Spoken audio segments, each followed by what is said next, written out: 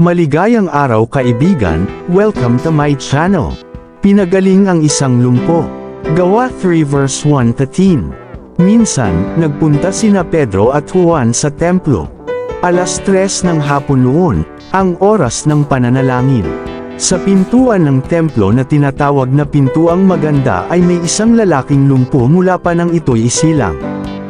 Dinadala ito sa templo araw-araw upang mamalimo sa mga taong pumapasok doon. Nang makita nito sina Pedro at Juan na papasok sa templo, siya'y humingi ng limos. Tinitigan siya ng dalawa, at sinabi ni Pedro sa kanya, "Tingnan mo kami." Tumingin nga siya sa kanila sa pag-asang siya'y lilimusan.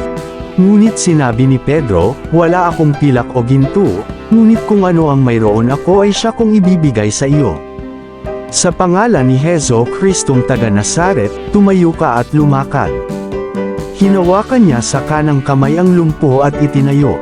Noon di lumakas ang mga paa at bukong-bukong ng lalaki, palukso itong tumayo at nagsimulang lumakad. Pumasok siya sa templo kasama nila, naglalakad, lumulundag at nagpupuri sa Diyos.